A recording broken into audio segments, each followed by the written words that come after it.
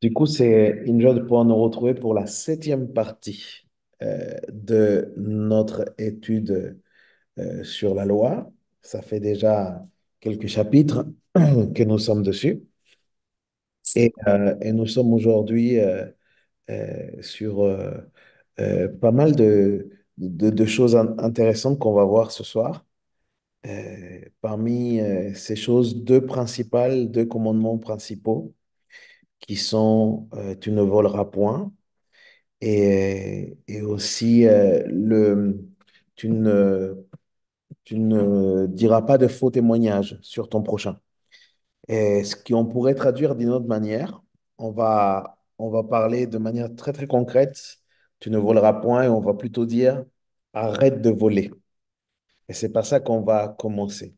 Et on va voir ensemble, à notre grand étonnement peut-être à tous, que nous volons parfois inconsciemment sur beaucoup d'aspects. Et cette loi nous donne une profondeur, en fait, une profondeur dans le fait de pouvoir considérer euh, qu'est-ce que vraiment le vol devant les yeux de Dieu. Euh, du coup, cette loi, tu ne voleras point, nous parle en fait de ce qui est pour moi une terrible forme d'égoïsme. Le vol est une terrible forme d'égoïsme. Je ne sais pas si vous avez vécu comme moi, malheureusement, parce que c'est jamais une joie, mais cette sensation qu'on vous est volé. Est-ce que ça vous est déjà arrivé qu'on est peut-être rentré chez vous et on vous a volé? J'espère pas, mais ça peut créer un certain trauma. En fait, c'est une sensation extrêmement terrible. Euh, Nous, avec mes parents, ça nous est arrivé, mais je me souviens d'une autre fois particulière où j'avais pendant très longtemps désiré un vélo. Et en fait, moi, je viens d'une famille qui était assez modeste. Après, Dieu merci, on a progressé financièrement. Mais pendant mon enfance, on était très, très modeste. Et je me souviens que chaque année, mes parents n'avaient pas assez de sous pour pouvoir m'acheter un vélo. Et du coup, ils achetaient des alternatives. J'ai eu skate, j'ai eu une trottinette, j'ai eu des rollers, mais j'avais jamais mon vélo. Et une année, j'ai eu mon vélo. Et ça a été incroyable pour moi, cette sensation. Ça m'a fait tellement plaisir. J'étais tellement fou devant mon vélo que j'ai même pas réalisé qu'il était violet. En fait, ils avaient trouvé un vélo en promotion, il se trouve qu'il était violet. Et du coup, mon premier vélo a été un vélo violet. Et du coup, mais moi, j'étais tellement heureux de pouvoir avoir ce vélo. Et ce qui s'est passé, c'est qu'un mois après que je l'ai eu à un Noël, eh bien, un mois après, alors que j'étais rentré brièvement juste chez moi pour boire un coup, et j'avais laissé donc mon vélo à l'entrée de la maison au niveau de la terrasse, eh ben, ça a été suffisant pour que quelqu'un puisse me voler le vélo.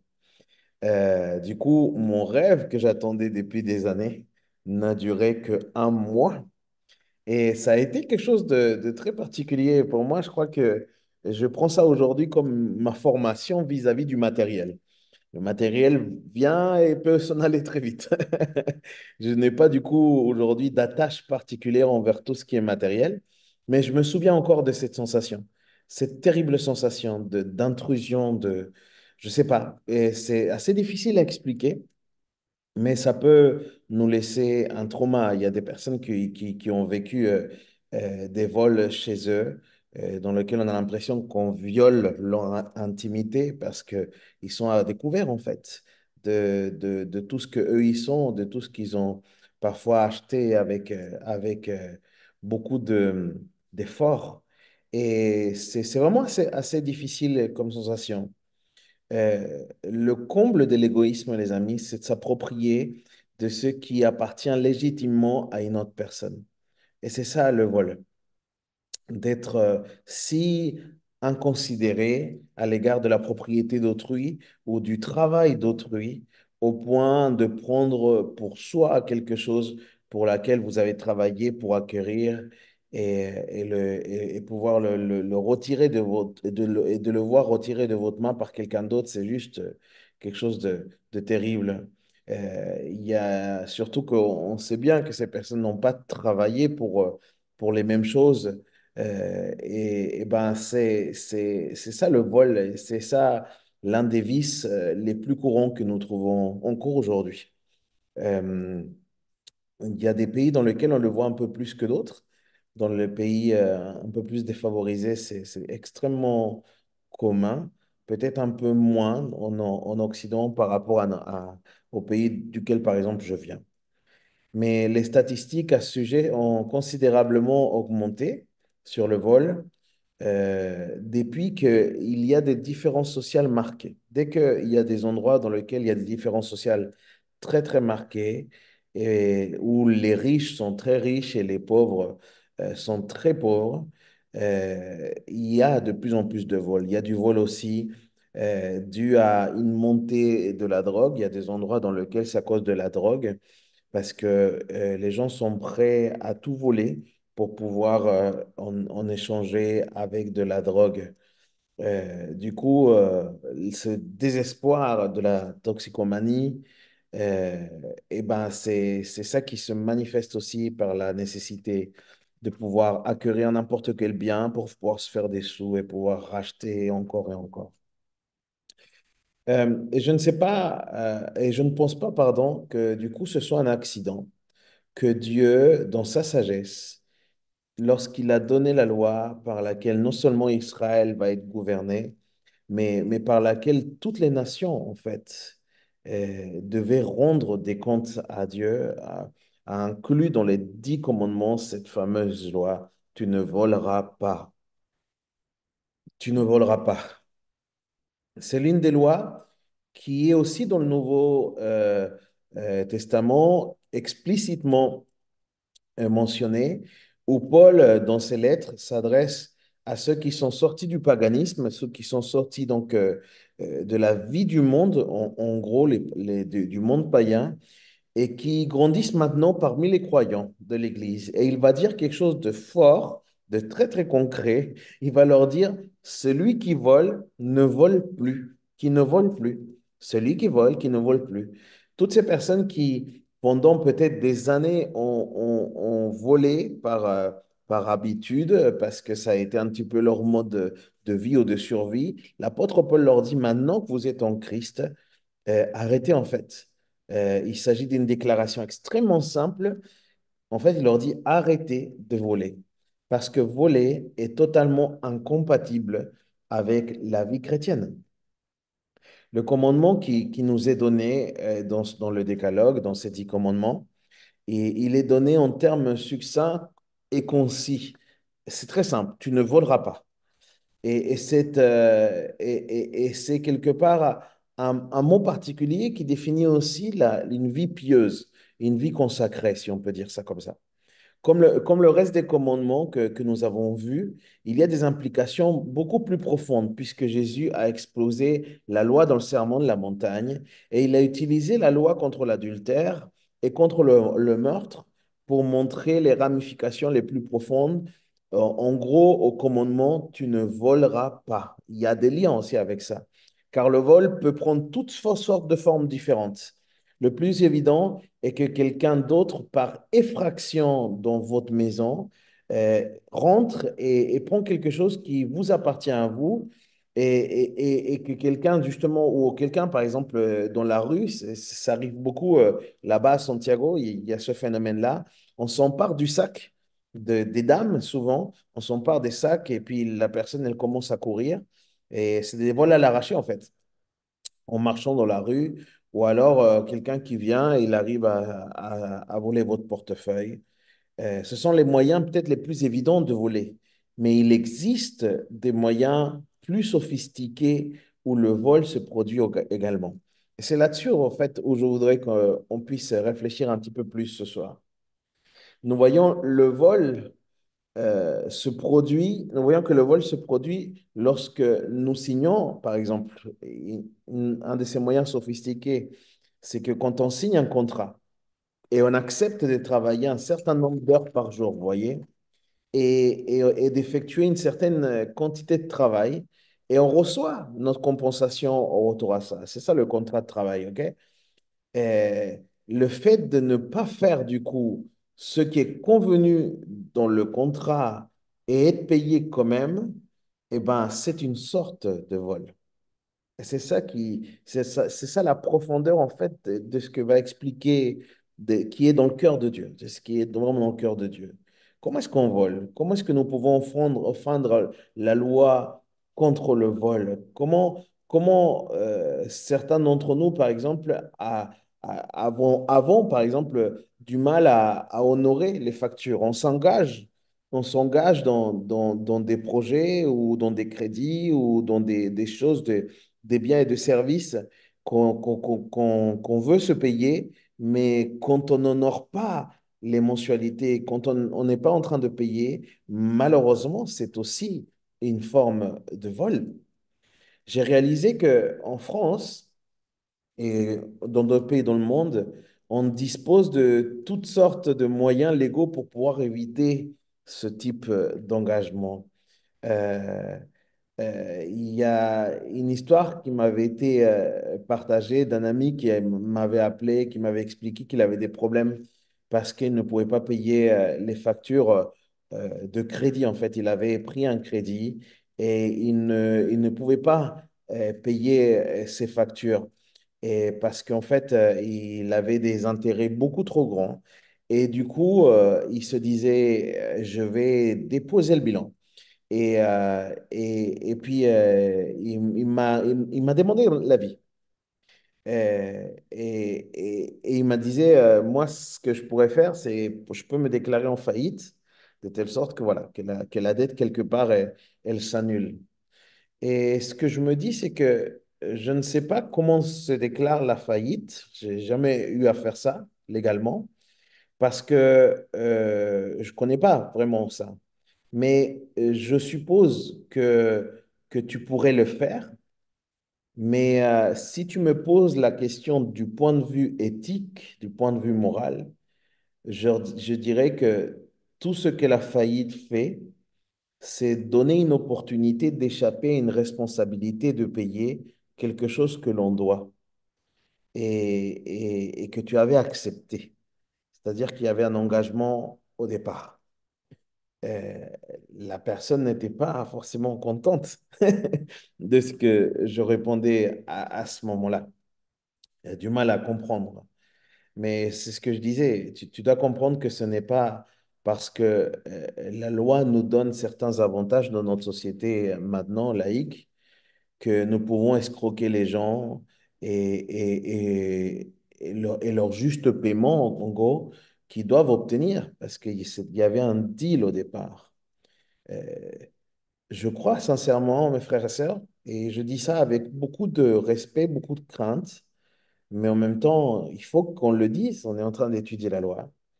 Je crois que nous chrétiens, eh bien, on devrait être particulièrement scrupuleux quant à l'accomplissement de cette loi, quant au fait que nous marchons à un rythme très différent des gens. Les gens trouveront, essaieront toujours de trouver des moyens pour échapper à pouvoir payer des choses que parfois ils se sont engagés.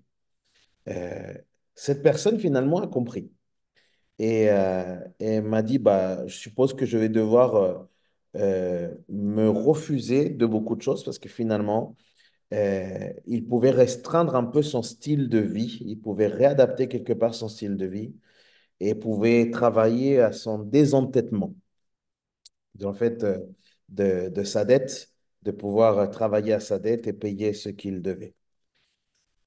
Lorsque, lorsque les églises, par exemple, organisent des réunions des membres, elles s'attendent à que parfois, je n'ai pas toujours vu ça, mais c'est quelque chose qui est important.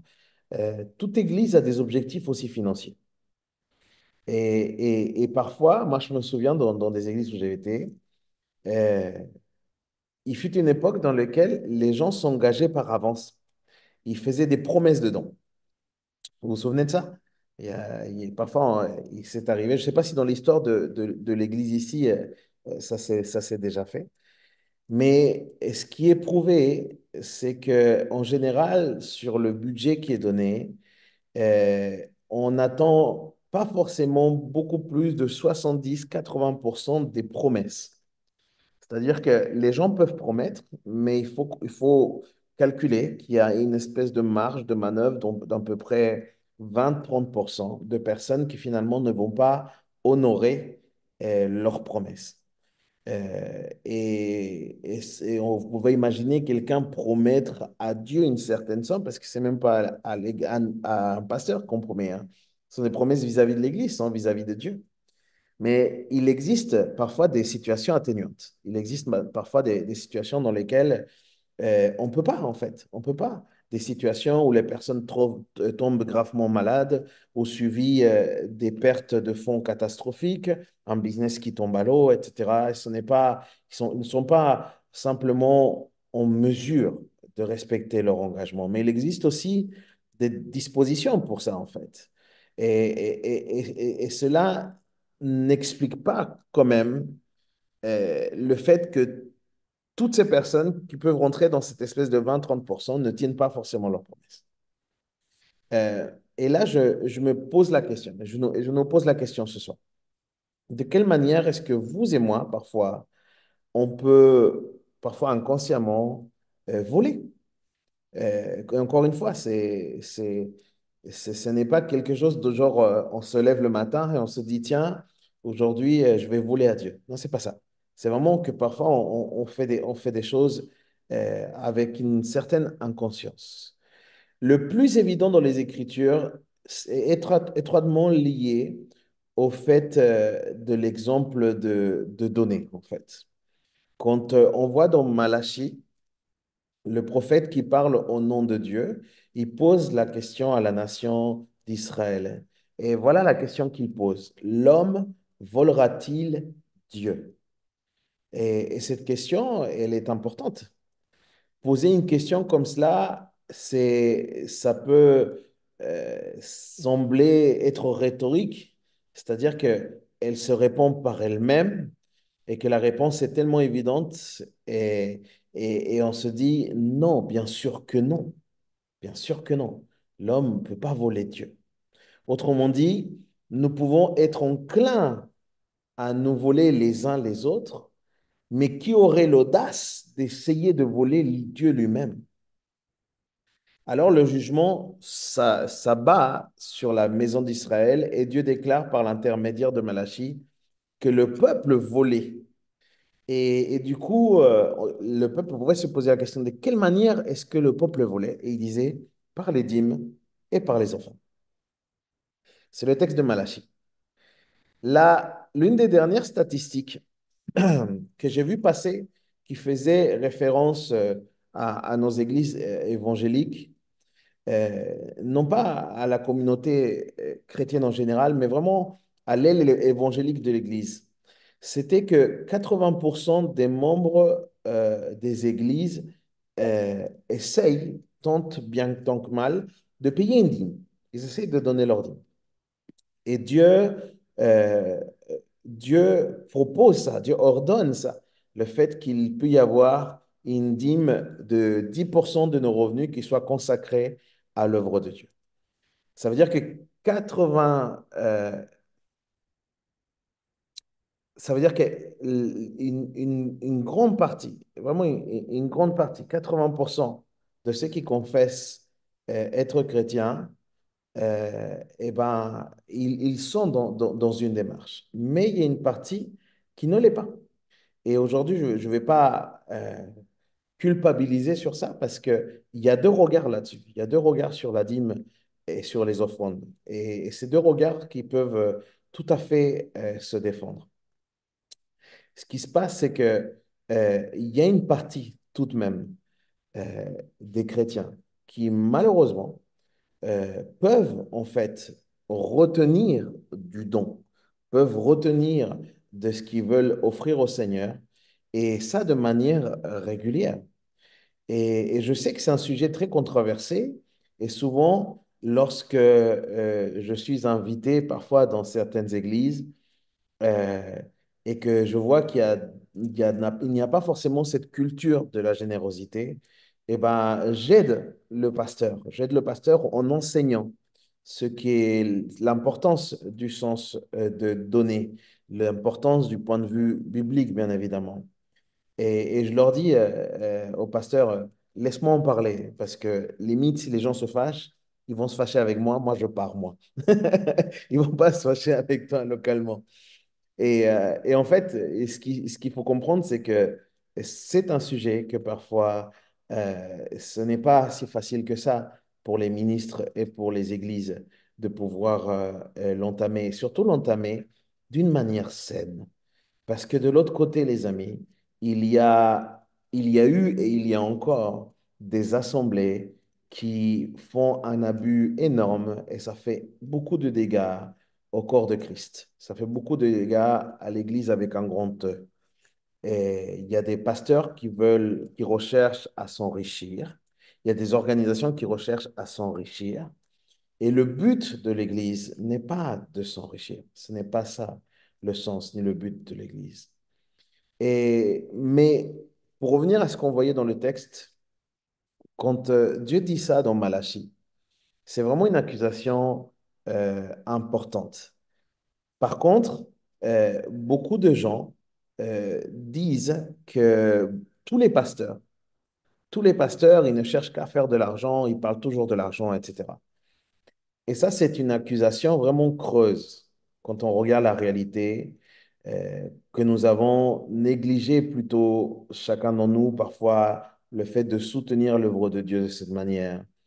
Et quand je parle aux gens, l'excuse la plus courante que je reçois vis-à-vis des dons et des offrandes, quand les gens, quelque part, ouvrent leur cœur sur ce sujet, parce que ce n'est pas un sujet que je traite nécessairement avec les gens, mais surtout quand je suis en extérieur, etc., et que je leur parle de ce sujet de la générosité, les gens ils me disent, je voudrais donner la dîme, mais je ne peux pas. Ça serait un luxe pour moi que de donner la dîme, par exemple.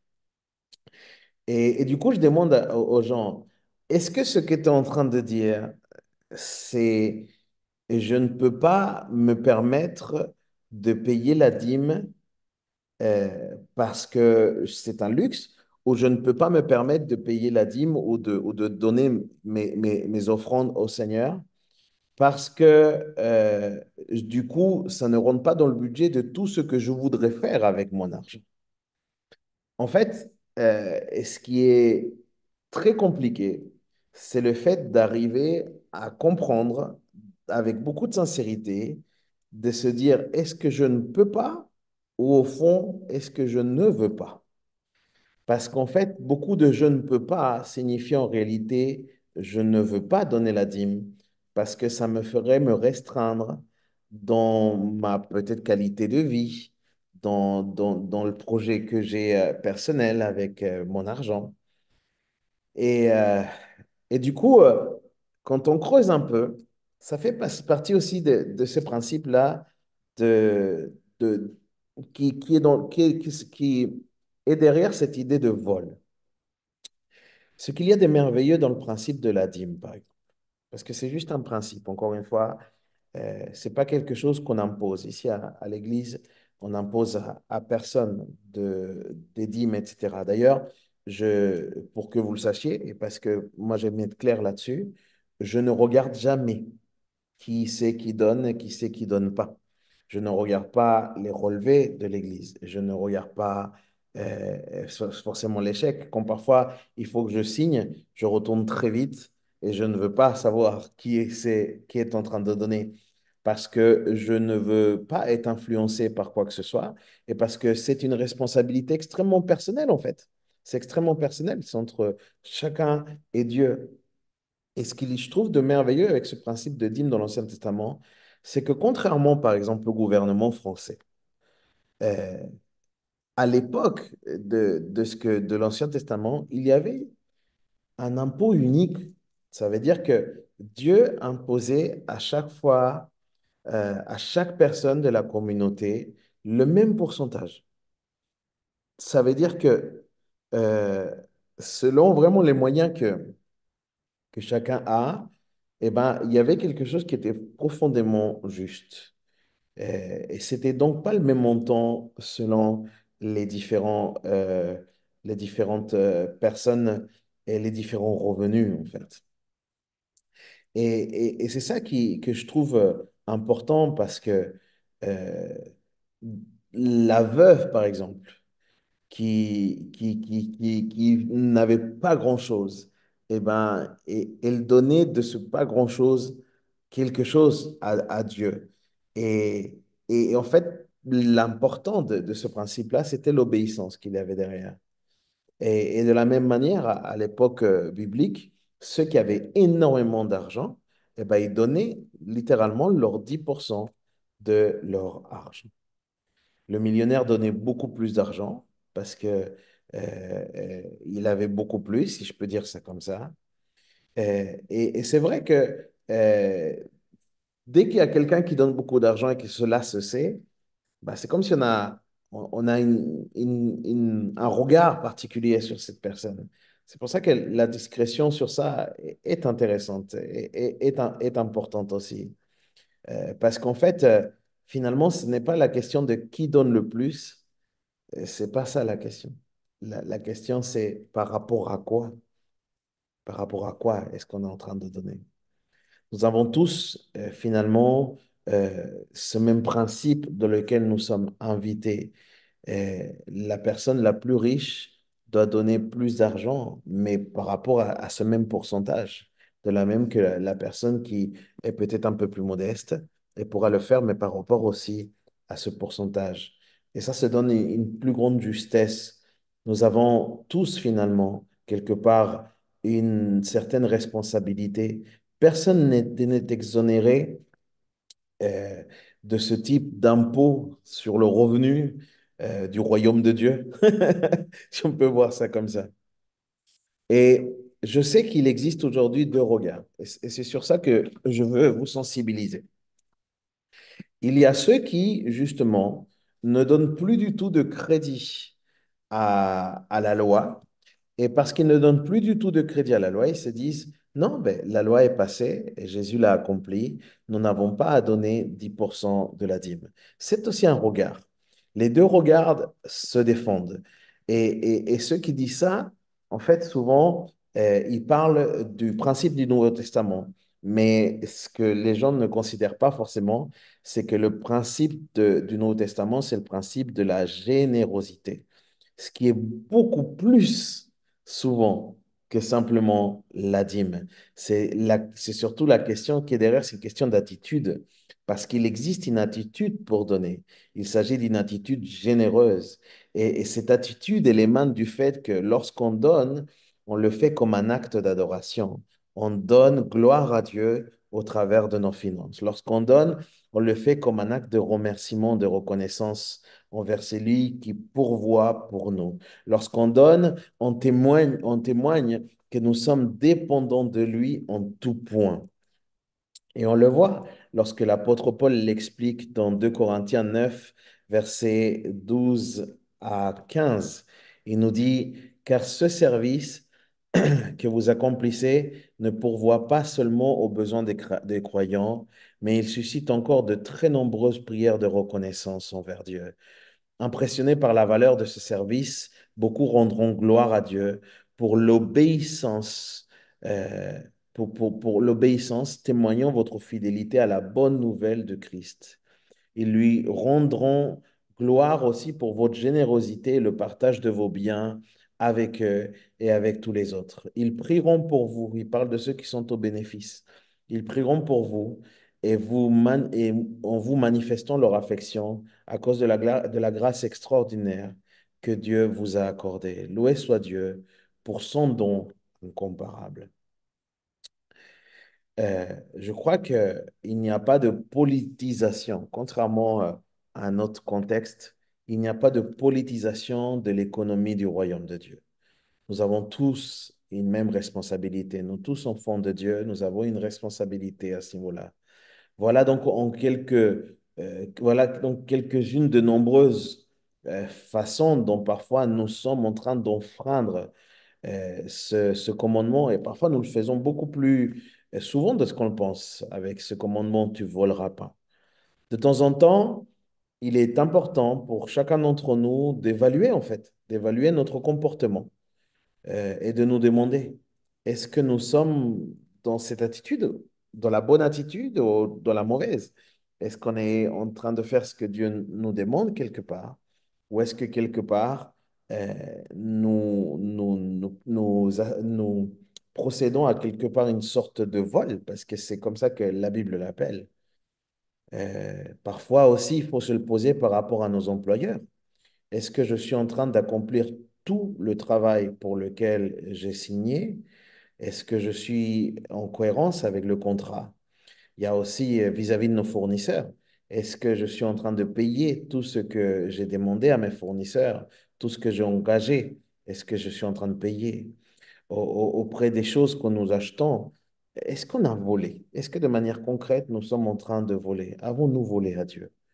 Voulons-nous non seulement, volons-nous, pardon, non seulement de l'argent, mais aussi du travail? Volons-nous parfois la réputation d'une personne en la calomniant? Ça aussi, c'est une forme de vol aussi. On va le voir juste après. Il existe de nombreuses façons de s'emparer de ce qui ne nous appartient pas et le faire nôtre sans forcément le payer. Et ça, toutes ces formes-là sont des formes de vol. Donc voilà pour ce qui est tu ne voleras point. Allons maintenant sur le commandement qui suit, c'est-à-dire tu ne porteras pas de faux témoignages, que j'ai traduit par dis la vérité. Et on va le comprendre sur ce principe et du sacré de la vérité. Du coup, on poursuit notre étude des 10 commandements. On arrive au neuvième commandement. Tu ne porteras pas de faux témoignages contre ton prochain.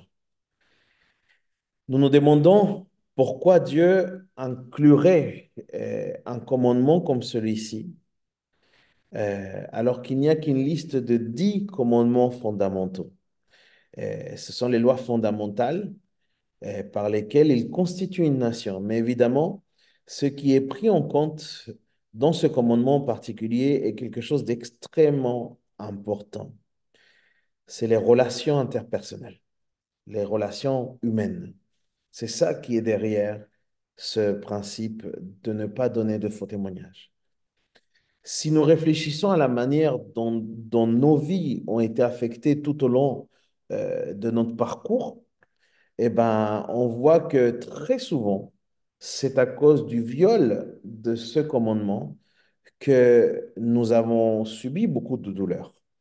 Ce commandement, le non-respect de ce commandement fait beaucoup de dégâts et détruit beaucoup de relations humaines. En apparence, il semble que la principale préoccupation derrière ce commandement est le fait d'interdire le parjure, comme dans une salle d'audience, où encore une fois, c'est le mal le plus évident auquel nous sommes confrontés. Car tout comme nous avons un système de justice pénale dans notre société, Israël aussi avait également une structure de tribunaux qui était très importante. Et devant les tribunaux en Israël, ce que les gens essaient de faire lorsque la justice est en jeu et qu'une sentence doit être prononcée, c'est d'arriver à la vérité. C'est ça le projet dans un tribunal. Avant de décider si une personne est coupable ou innocente, les faits doivent être rassemblés et doivent être évalués. Un témoignage donné et ce témoignage, un témoignage est donné, pardon, et ce témoignage est évalué pour voir s'il est crédible ou non. Et lorsque les enjeux sont élevés, comme c'est le cas dans un procès, les gens peuvent être enclins à ne pas dire la vérité, toute la vérité et rien que la vérité, et du coup porter un faux témoignage.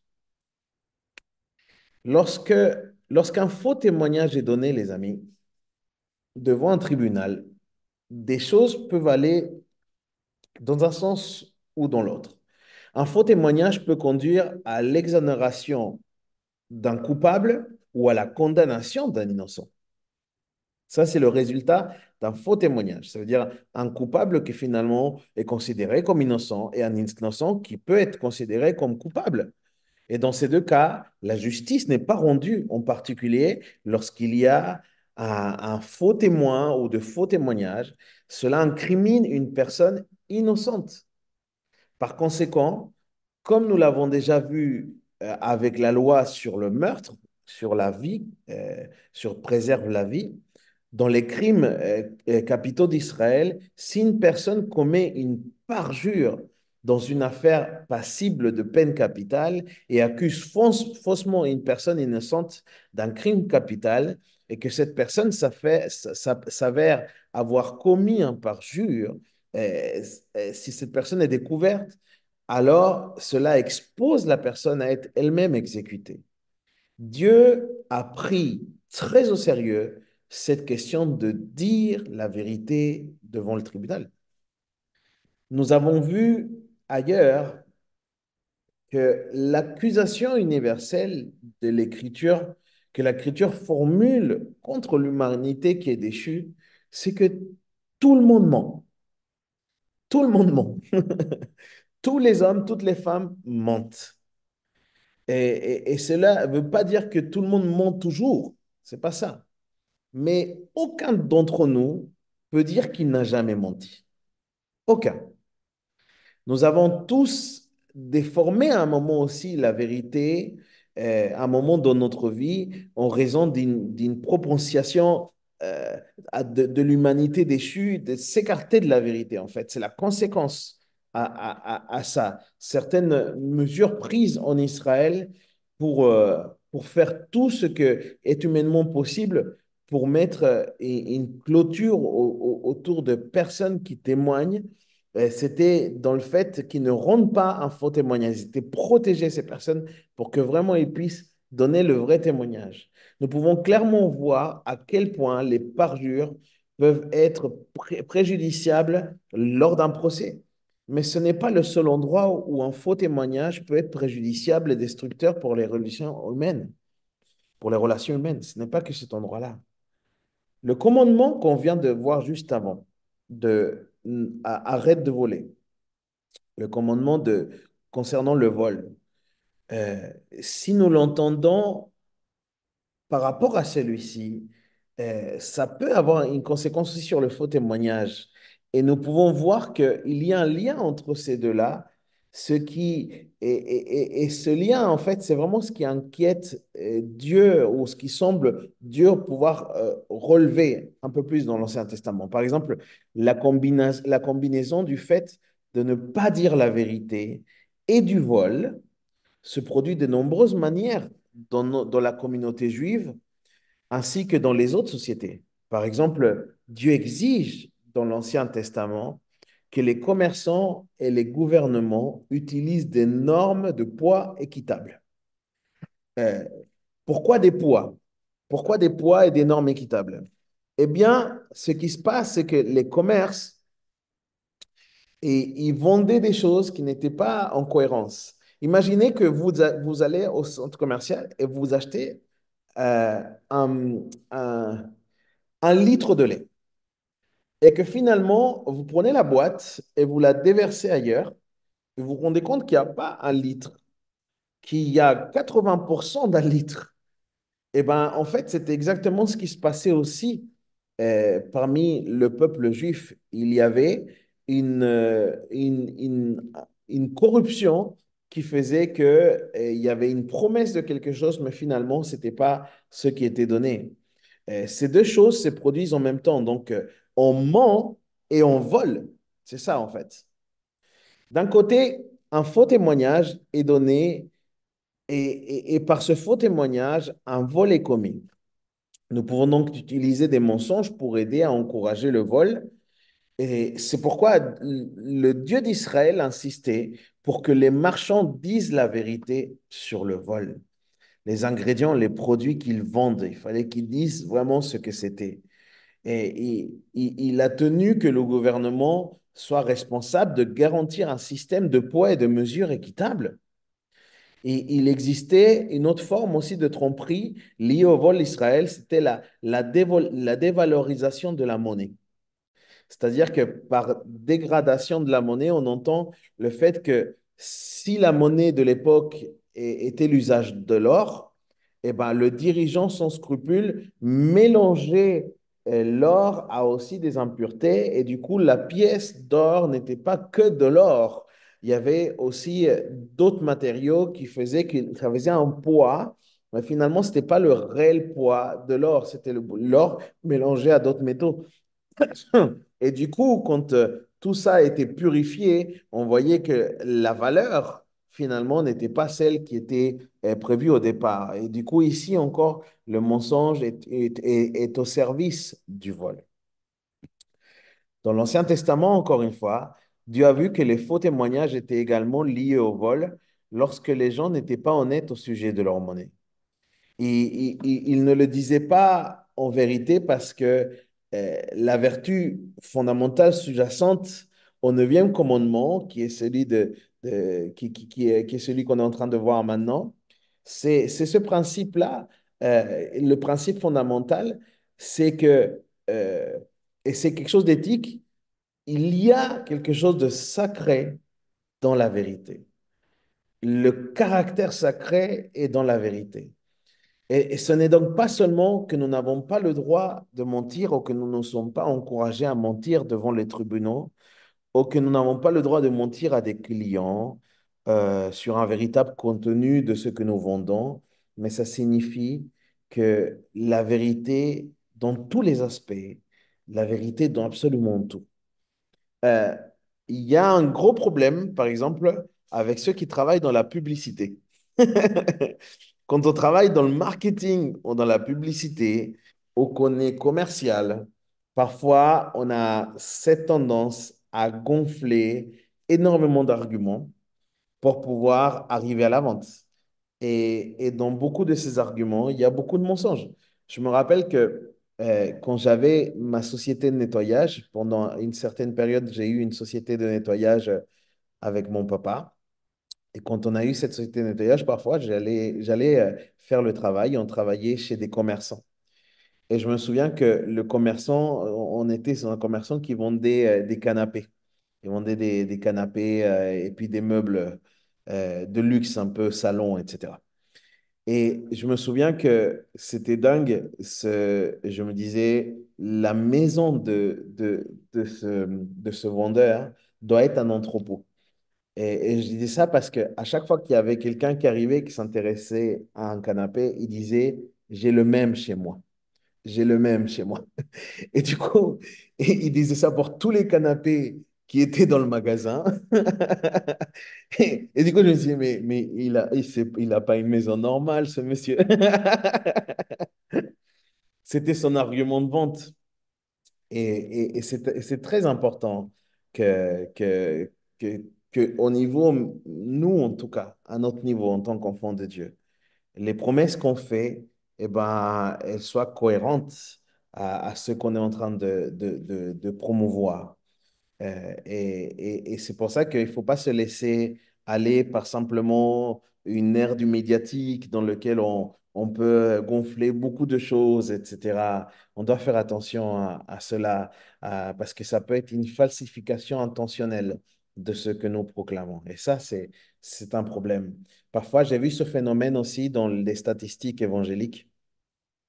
Parfois, il y a eu des rassemblements dans lequel on a dit, eh, tiens, il y avait 8000 personnes, alors qu'en fait, il y en avait 5000.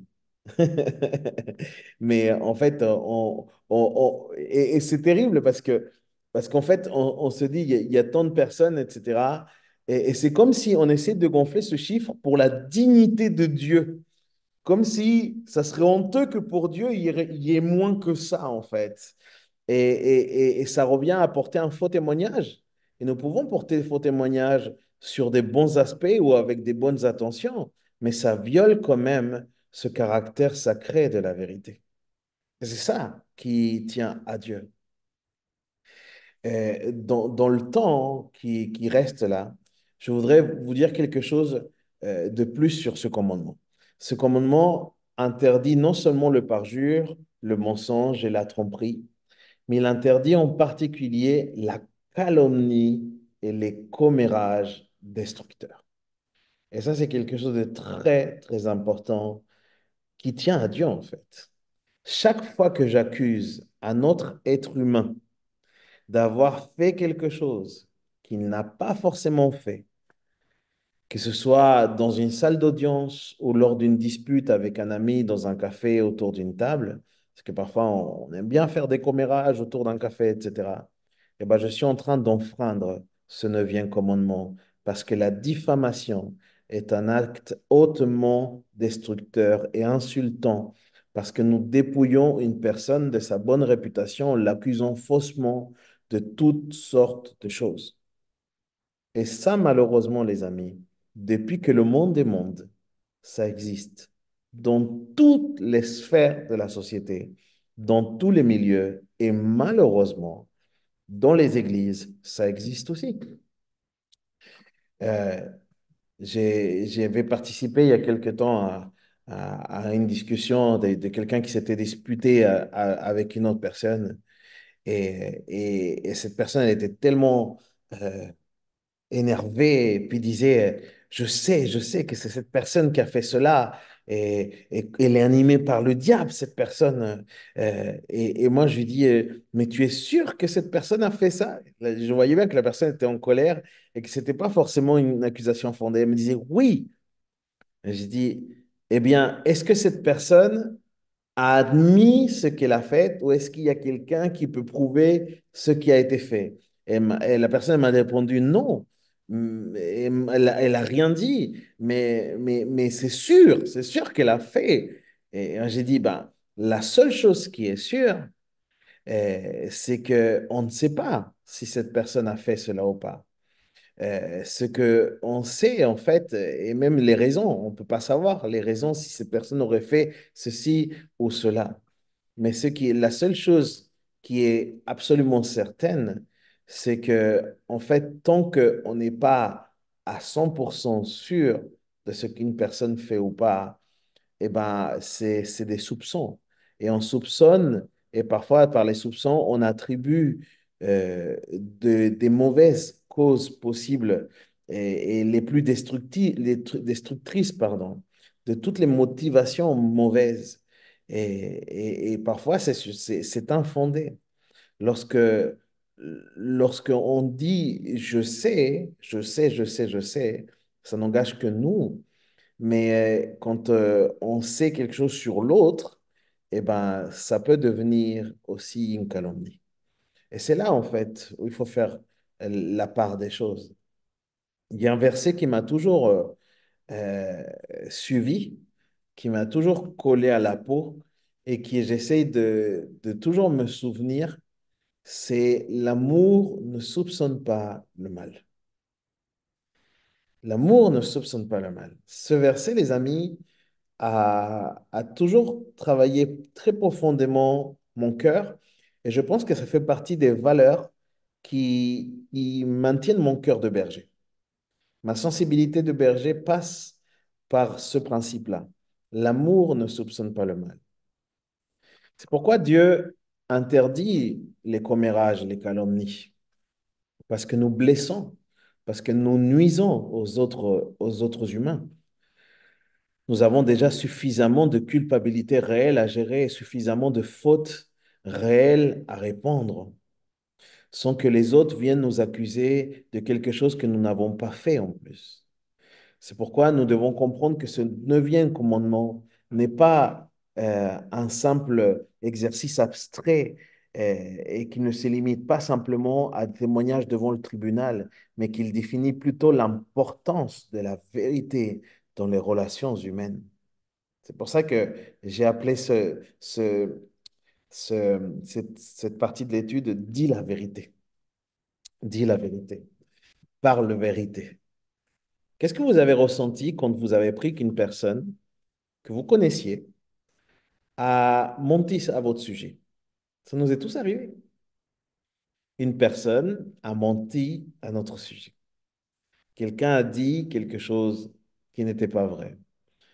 Euh, Moi, personnellement, le rôle pastoral, comme on est devant une assemblée et qu'on est devant des personnes et quelque part, on devient une sorte, et je dis bien une sorte parce qu'il y a toutes sortes hein, de personnalités publiques, eh ben, je sais que ma vie se déroule d'une certaine manière dans un bocal à poisson.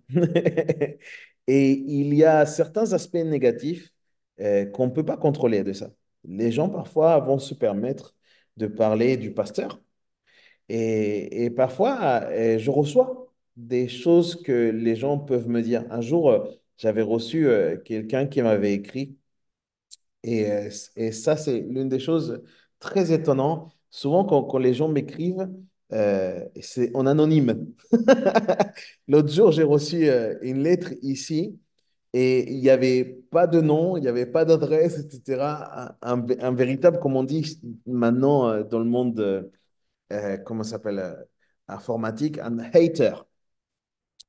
Et en fait, c'est terrible parce que parfois les gens disent, j'ai entendu dire ça, j'ai entendu dire qu'à tel endroit tu as dit ça ou que tu as fait ça. Et le truc, c'est que quand on m'explique ça, déjà, parfois, soit je ne sais pas exactement ce qui s'est passé, soit c'est pas du tout ce qui s'est passé. Et moi, j'ai pas forcément de problème à accepter des plaintes ou des critiques sur ce que j'ai réellement dit ou que ce que j'ai réellement enseigné. Je suis prêt vraiment à le défendre, à le partager. Et c'est juste pour un souci de partage et de transparence. Mais, mais en fait, ce qui est compliqué, c'est quand c'est des choses qui ne sont pas fondées. Quand c'est des choses qui ne sont pas fondées, eh ben, je ne peux pas m'attarder là-dessus. Et malheureusement, ça nous épuise et puis ça nous touche. On est comme ça, on est humain. Et je ne parle pas simplement de ce qui se passe dans la sphère publique. Si on parlait un peu de notre vie quotidienne, de notre vie privée, combien de fois un ami ou une connaissance a menti à notre sujet sur tel ou tel point et ça a été une déchirure. Moi, j'ai eu un- quelqu'un que je considérais comme un meilleur ami quand j'étais très jeune, qui m'a fait ça. Et la douleur de la trahison, c'est quelque chose de terrible. Euh, Il y a des personnes que par des faux témoignages perdent leur travail. Ça arrive, c'est terrible. Euh, Peut-être que certains aussi perdent leur crédibilité dans une communauté à cause de faux témoignages. Il y a toutes sortes de répercussions, parfois financières, sur des faux témoignages. Il y a des stratégies commerciales qui sont fondées sur du mensonge pour pouvoir détruire un business d'un autre. Permettez-moi de dire, dans cette petite minute qui me reste, Jonathan Edwards dit que lorsque cela se produit, nous avons la responsabilité de gérer la situation comme Jésus l'a fait. Parce que personne n'a entendu plus de mensonges dans l'histoire de l'humanité. Personne n'a entendu plus de calomnies et des calomnies cruelles. Personne n'a subi cela plus que Jésus, qui, comme un agneau qui était conduit à l'abattoir, n'a pas ouvert sa bouche. Ainsi, non seulement nous devons nous abstenir de nous-mêmes rentrer dans des calomnies, mais nous devons aussi apprendre à faire face. Lorsque nous en sommes victimes, mais pas faire face de n'importe quelle manière. Vraiment, suivant l'exemple de Christ. Euh, L'amour ne soupçonne pas le mal. Si on peut garder ça dans nos cœurs, ça serait important. Amen.